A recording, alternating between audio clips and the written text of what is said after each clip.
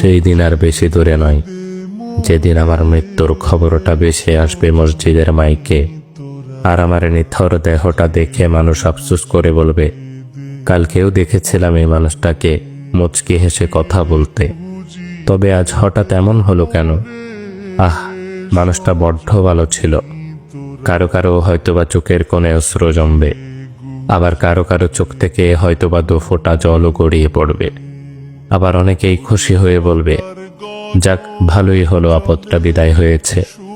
বেঁচে থাকতে কি কম জ্বালিয়েছিল? ব্যস্ততার কারণে আমার অনেক কাছের মানুষরাও হয়তোবা আমার জানাজায় উপস্থিত হতে পারবে না। আবার অনেক দূরের মানুষও শত ব্যস্ততার মাঝেও ছুটে আসবে আমাকে শেষবারের মতো বিদায় দিবে বলে। লুকিয়ে থাকবো আমি 3 টুকরো সাদা কাফনের আড়ালে। কেউ কেউ ছুটে আসবে আমাকে শেষবারের মতো একটুখানি দেখবে বলে। আবার কেউ কেউ আমার মৃত্যুর সংবাদ শুনে দোয়া পড়াটাও প্রয়োজন বোধ মনে করবে না। সেই দিন আমার পাশে থাকা ছোট্টকাল থেকে আমায় আদর যত্নে বড় করে তোলা প্রিয় মানুষগুলো বলবে, লাশ বেশি সময় ধরে ঘরে রাখতে নেই, তাড়াতাড়ি নিয়ে চলো।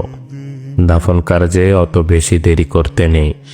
শত কষ্ট উপেক্ষা করে তৈরি করা আমার সাজানো গোছানো জীবনের সমস্ত সম্পর্ক, টাকা পয়সা, গাড়ি বাড়ি, জায়গা জমি ইত্যাদি কিছুই আর আমার থাকবে না। এমনকি দিন কয়েক পর হয়তোবা আমার অস্তিত্বটুকু হারিয়ে যাবে মরুর ধূলিকণার মতো।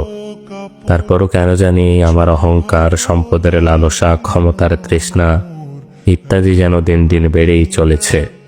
একদিন আমার মৃত্যু হবে, আর সবকিছুই ছেড়ে চলে যেতে হবে সেই অন্ধকার কবরে। এই কথা যেন জেনে বুঝেই ভুলে বসে থাকি এই মিথ্যে দুনিয়ার মিথ্যে মায়ার চাদরে নিজেকে জড়িয়ে রেখে। ভালো লাগে না মোর সাদা কাপড়, সাদা কাপড়, সাদা কাপড়।